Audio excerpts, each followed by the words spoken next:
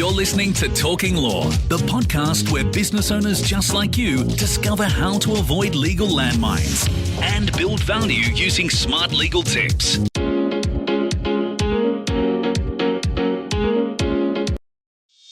Hi, it's Joanna Oakey here and welcome back to Talking Law, a podcast proudly brought to you by our commercial legal practice, Aspect Legal. Now, today we're lucky to have on the show the fabulous Wayne Schmidt, one of the men behind Xero's successful launch in Australia in 2009. Now, in this episode, Wayne gives us the inside story of how Xero, the accounting software, if you don't know who Xero is, grew from being a New Zealand accounting startup to becoming a billion-dollar market leader in the accounting space. Now, if you're interested in this story, we also dig deeper in our sister podcast, The Deal Room, where we look more closely at the background of the two founders of Xero and examine the listing process and how an IPO strategy worked for Xero. And if you want to hear that further part of the story, then at the end of this episode, we'll tell you where to find it.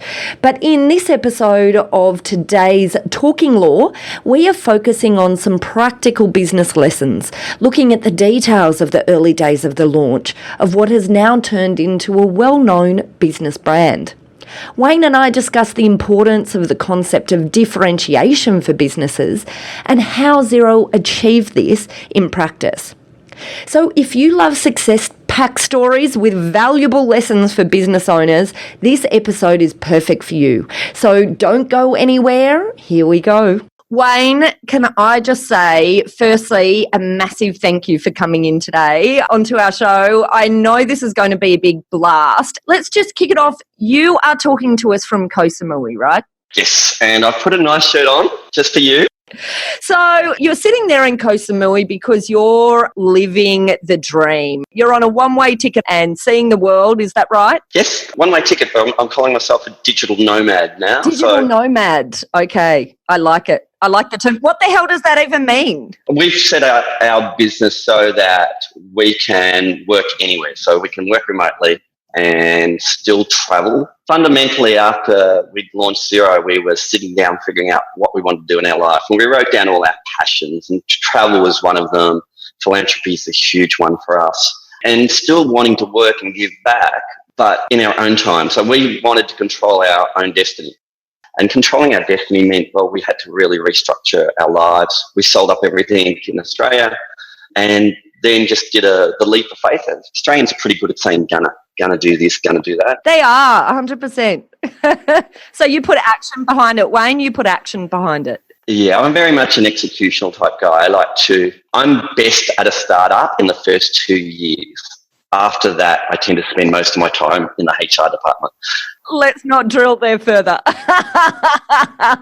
So let's go back then a few years. I guess the story that we want to talk about today is Xero as a whole, how the business grew to a successful exit, how that exit felt and how it worked. But let's just go all the way back, because I think in some of our discussions in the past, you said that the plan for, and I guess it's not IPO, it's not an exit, but the plan for the outcome of Xero was formed right at the beginning. So Xero was formed on the basis of how the business saw itself at the end. It had a very clear strategy. So Xero it's a New Zealand company. It was formed in 2006 by Rod Jury and Hamish Edwards, so two co-founders, an entrepreneur, which is Rod Jury, and an accountant, Hamish Edwards. And they formed Xero with a strategy that they were always going to list, because they realised that you're going to need capital to get a software development as big as this. Writing an accounting product isn't cheap.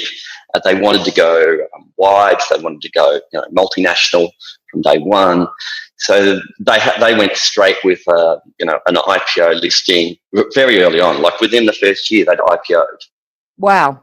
On the New Zealand Stock Exchange within a year, and get that funding. And they did the bare minimum. Like it was what we call a minimal viable product, MVP, which is basically means it doesn't work. But and what year was this, Wayne? 2006 is when it formed, got listed 2007 on the New Zealand Stock Exchange. And I was working for the direct competitor. I was working for MYB.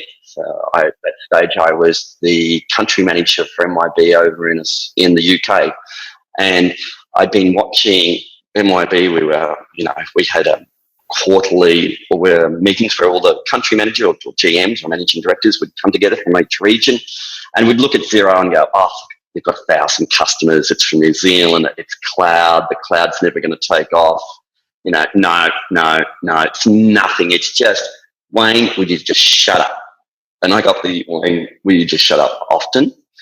And I was sitting there going, I really think this product can go places. And you've got to remember in those days, especially in Australia, MYB is the market leader. It's just huge, And I can remember it was a Friday afternoon. I still remember it quite vividly. Xero wasn't in Australia. They're in New Zealand. Their share price had been $1 for a couple of years. This is, it's in those early years, those real struggle years. It was gradually, slowly getting clients in New Zealand. And Friday afternoon, I sent an email to their CEO, Rod Jury, saying, hey, we should catch up and have coffee. Now, big alert for all the people here. If your staff saying they're going out to have coffee, they're going to look for a job. Okay? Okay, I'm writing this down. This is actually good intel. Thanks, Wayne. Finish your staff saying, I'm out to have coffee today. Right, they're looking for a job.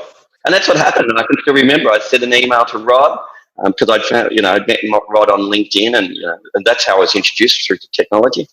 And over the process of about 3 or 4 months, a very, very long interview process and selection process to get through. I was interviewed by everybody, including the janitor, I think by the end of it. And one thing led to another, and I ended up getting the job, so being the country manager. So we launched Xero in Australia on the 1st of October 2009. And we're a startup. We launched it on our kitchen table. Wow, that is incredible. And I tell you what, I remember, but I was starting my practice at around about, my legal practice at around about that time. And I'd always come from use of MYOB in the background.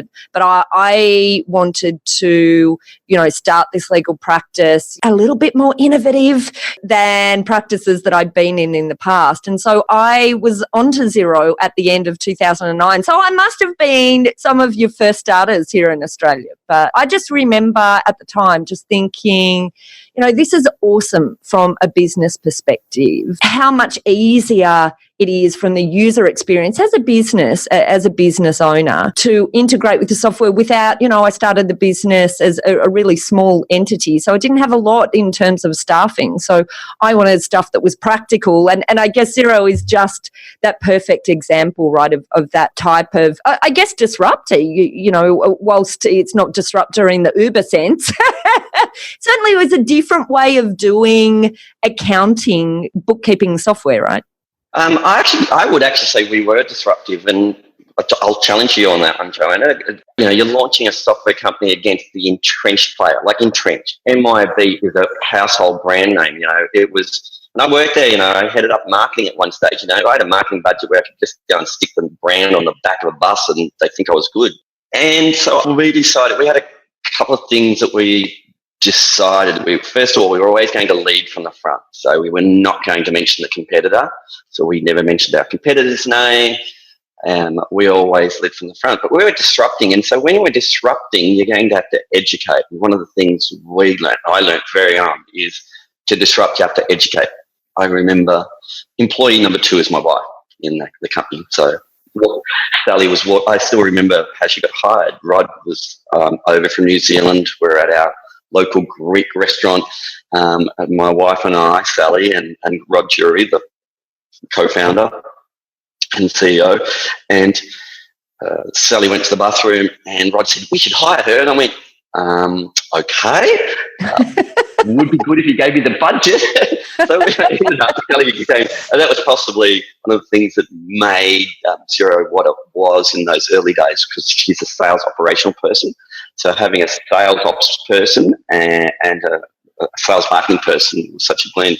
She just got me in a car and I did a massive road trip around the eastern seaboard of Australia. I would be visiting 2 cities a day, doing events like this in front of maybe 6 people. I'd dance if I ever got to 10. it was hard. Like, it was a lot. If people think, oh, well, you just do some online advertising. Well, that's not going to work because they had a marketing budget of nothing. So we had to figure out what we could do, which was events. And the other thing was social media. I learned everything I know about social media through Xero, and specifically Catherine Walker, big shout out to Orange Girl. She taught me everything. Orange Girl's her tag, and anybody from Xero would know, she manages their social media. And they led with social media because we realised the leverage effect that it was a one-to-many. I only got onto Twitter, like a month before I went to start working at Xero, and now I talk about social media all the time around the world and how you can leverage it for any business. Like, I can still remember, so when we started it, we got employee shares, and that was good. Like, they had a pretty good incentive package because, I can still remember when they gave me the contract, and you've got to understand in those days, my wife still worked at MYB. I think Xero was very cool about it, and MYB was very cool about it, but eventually she said, Rod just wanted to do it, and so she moved across. But I can still remember when here's something for listeners. I can still remember them giving me my contract. Now, we hadn't talked about salaries. You don't tend to at this level until right at the end when all of a sudden contracts get exchanged. And they showed me my package, and I went, oh, I thought I was going to be getting a bit more. So I was taking a pay. So for those people that are employees, I took a big pay cut, massive, to work at Xero. Because they said, what we're going to do is give you a base salary and give you the rest in shares. And I went, right, the share had been $1 for the last 2 years. And they said, we're just going to give it to you most of your salary in shares. I went, can't I have it in cash? But now you're loving that decision, I'm sure. I'm loving that. And it was one of the, sometimes, you don't have to be the brightest person in the room to do well. Sometimes you have to be in the right place at the right time. But then within the first year, Sally and I realised that Xero was going to go places, and we, in our heart of hearts, and we knew that because our competitor had done something really dumb. And it was the best thing that we ever had. You very rarely get a free kick. And we got a free kick. MYB sent a survey out to all the accounting firms going, which products do you know? And they listed Xero down because no one knew of us. Now the 9,500 accounting firms all of a sudden knew about Xero because we're on the survey that MYB sent out. And so that gave us a little bit of an uptick. And so Sally and I decided to invest our own money into Xero. And then immediately the share price went down 10 cents. And when it's only 90 cents and it goes down 10 cents, your wife just looks at you going, right, I'm not talking to you for a year until it gets back to at least its original 90 cents. And how long did that take? Geez, we stayed in the doldrums for a good year or so. Until we started making traction. So it's interesting. Xero's in New Zealand, Australia and the UK. UK was it's launched earlier. So UK had been running for a while, but they introduced a new country manager at the same time. We both started at the same time. And New Zealand was growing the fastest, and they had a really good country manager at that stage, Leanne. And I worked really closely with her, and we're constantly sending our team over there and learning from the New Zealand experience. Now, one of these things I find is I hate this term, it's different in our country. And so I went, she's doing really well. And I like what we call R&D, rip off and duplicate. In New Zealand, I did a lot of R&D and brought everything, whatever she was doing that was successful, we copied. So the fastest growing country has always been Australia. Australia ended up overtaking every country now as the market leader. It is the market leader in Australia and Australasia.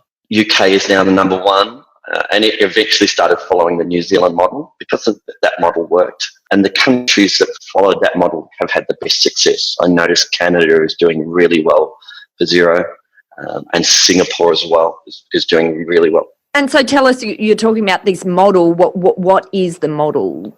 What are the elements of the model that you think really worked and really got you traction?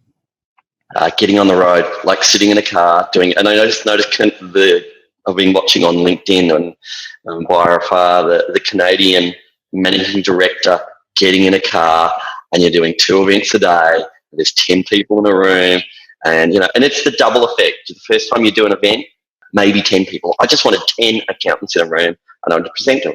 But then you come back another 6 months, and it'd be 20.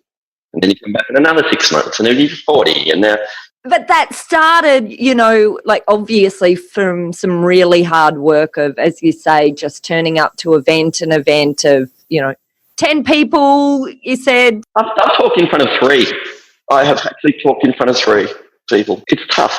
And so it's the hard work, it's the putting yourself out there. Obviously, product has got something to do with it as well. So it's a new product was a new product doing things a different way. Our biggest problem was, so a fear campaign was set up in the marketplace. So our competitor said, the cloud's not safe, don't use the cloud. So we had to differentiate ourselves. So we had to train people. We go, okay. And I still remember my training. The training was, okay, and it was a room full of accountants. They're all in suits. Even Wayne was wearing a suit in those days. A full suit all the way. Well, no tie, because we were a no tie company at least. Right. And so I would always go, look, do you do internet banking? Because I knew that internet banking was happening in Australia. So this is 2010. We're all moved to internet banking.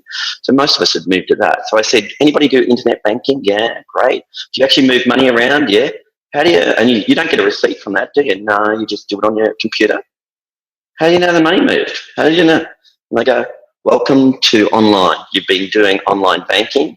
Online banking is just the same as online accounting.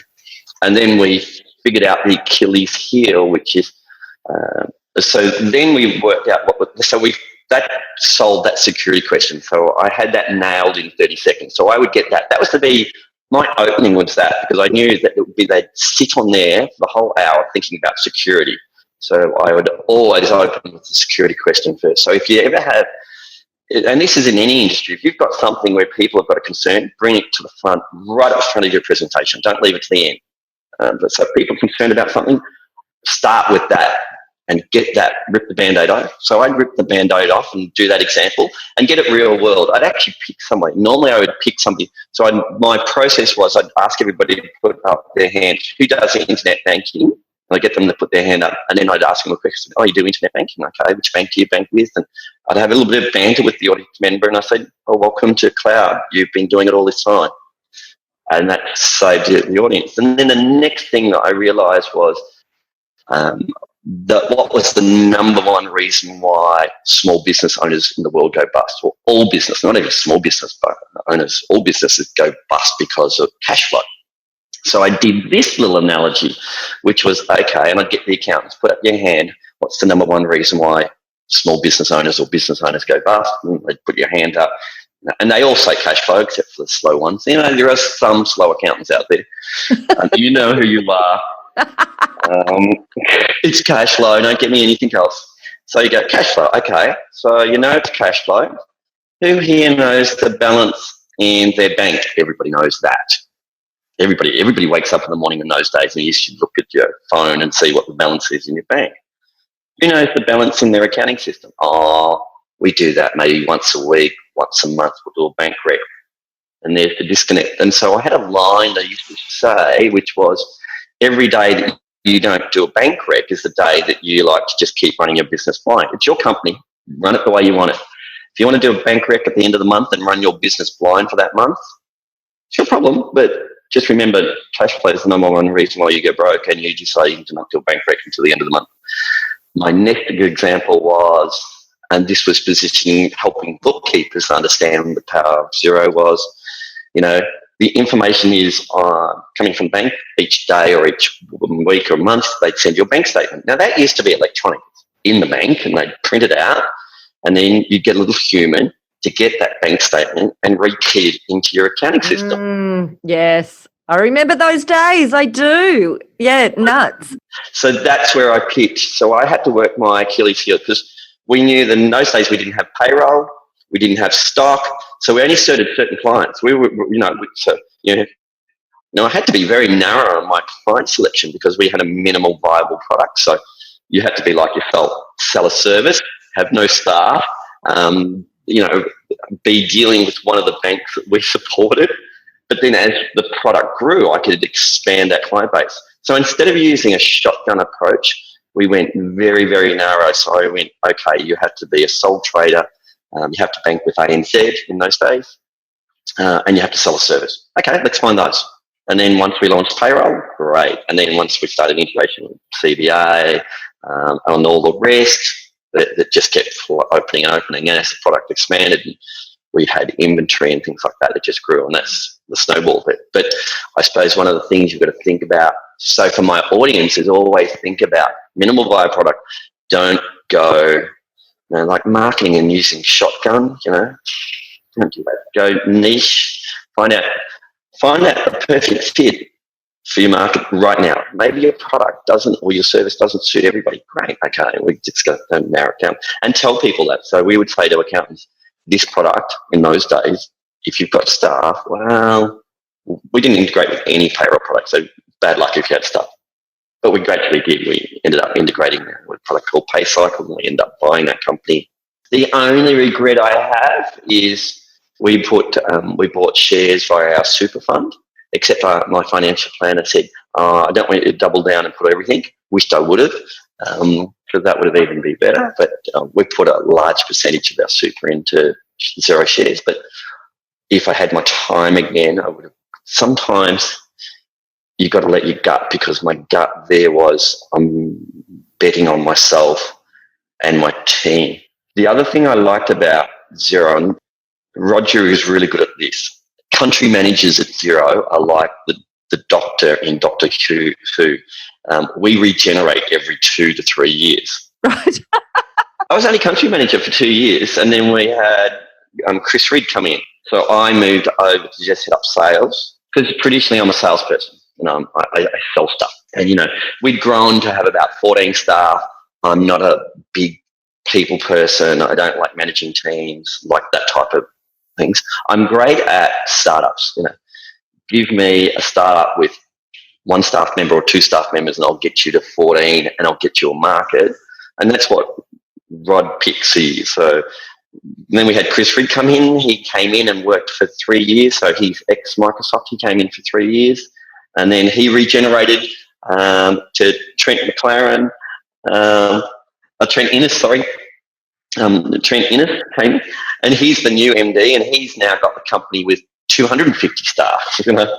So, and he's been there probably 3 years now as country manager. So this process and that's worked really well in the countries where they've done that. They've kind of like regenerated and picked the right person for that level at the company. So even now, Rod stepped aside as the CEO of Xero, and they've now got Steve Vamos, ex-Microsoft, now leading Xero. And that's nothing wrong with that, because you've got to get the right person with the right skill set for the company to take them to that next level. I think that's a really good point, because a lot of organisations are a bit set and forget. I mean, maybe not forget, but set and sit. But I really like the evolution that you're talking about. And obviously you stayed within Xero, but you took your skills and your knowledge and you moved it into the next area of the business that suited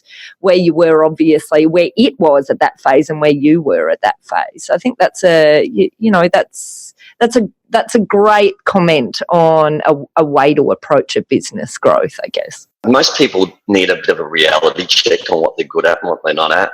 And I had, so this is not my idea. Again, I do a lot of R&D, rip off and duplicate. This is Darren Reed. This is from you. This is a shout out to Darren.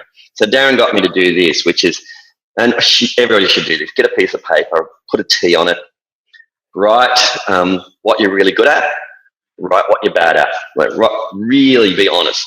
I am crap at managing large teams. What am I really good at? Just give me something and I can sell it. That's not a problem. I can sell anything. So I really got down to really nitty gritty, like really good.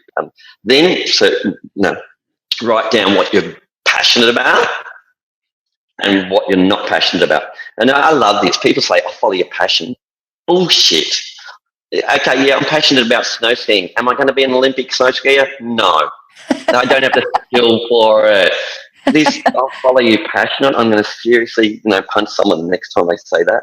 Just because you're passionate, it doesn't mean you have the skill set for it. Write this down. It gives you clarity. And I do this every couple of years. And so I realise that it's hard to take, I'm country manager. I'm stepping down to national sales manager, but I'm country manager. You need to be, most people aren't self-aware. Chris Reed and I were great because we worked really well. And it was very hard in those first couple of days, or first couple of weeks, he's now the country manager, MD, that's my role. And then we had this really good working relationship where we played off each other, and I was his sounding board, and I took feedback really well. So I'm quite open for, just tell me what I did wrong, give me feedback. And he'd always constantly say, hey, I would approach it this way. Trent's awesome at doing that, growing his team. So one of the things is just be a bit more self-aware. Hey, I don't want to be a CEO. Everybody thinks, I've been a CEO now a couple of times, and I go, why the hell did I get into that role? I don't even like it. Sit down and write down, what you're really good at, what you're really crap at, what you're passionate about, and what you're not passionate about. If you've done it enough times, I've now done it. I just did it last year, just before I resigned from my last company to do what I'm doing now. And that's when we came to the realisation that we're going to resign and start travelling and start giving back and doing a lot more philanthropy. And so we'd gone on a 3-month holiday. So we started on the 2nd of December last year. We're taking 3 months off. And in that holiday, we decided that we're going to resign from the company that we were working for. So Sally resigned on the way back just before she got on the plane. I resigned when I got off the plane. Wow. Didn't have an idea what we're going to do. We just knew we were going to travel. We left Australia 3 weeks after that. Now that concludes this episode with Wayne Schmidt, Xero's former country manager, the man who launched Xero in Australia back in 2009. Today we heard an inside story behind Xero's journey from being a New Zealand accounting startup to being a billion-dollar market leader in the Australian accounting space. I really hope you enjoyed what you heard today. I definitely enjoyed recording it. And if you did, please join us again next week for another episode with Wayne. So in the next episode, we'll be talking about Wayne's new life as a digital nomad, mentor, and philanthropist. We'll also talk about the importance of building giving into your business and how you can go about doing that without taking away focus and attention from your day-to-day business. And look, if you also want to hear more about the story of Xero, in our sister podcast, The Deal Room, we dig deeper into the background of the two founders of Xero, and we examine the listing process and how an IPO strategy worked for Xero. If you'd like to listen to that episode, just head over to the Deal Room podcast and look for episode 71. Or alternatively, you can go to our show notes for this episode 73 at talkinglaw.com.au, where we will link right through to that episode 71 on the Deal Room. Look, that's it for today. If you aren't already subscribed to Talking Law, please head over to Apple Podcasts or your other favourite podcast player and just hit the subscribe button, and then you will get notifications straight to your phones when our new episodes are out. Thanks again for listening in. This has been Joanna Oakey and Talking Law, a podcast proudly brought to you by our commercial legal practice, Aspect Legal. See you next time.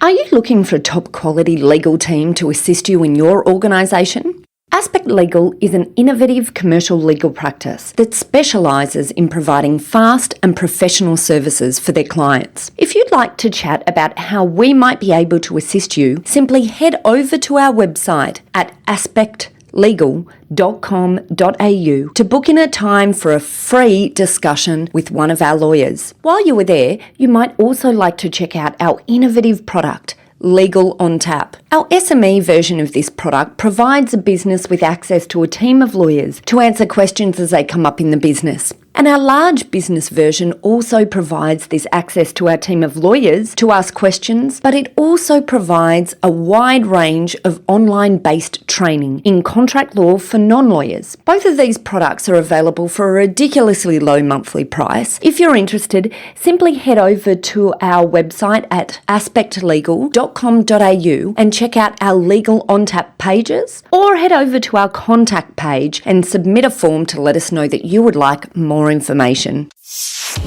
Thanks for listening to Talking Law. Tune in next time for more smart legal tips and tricks to keep you clear of those legal landmines. If you want to get a download of today's show notes, head over to talkinglaw.com.au.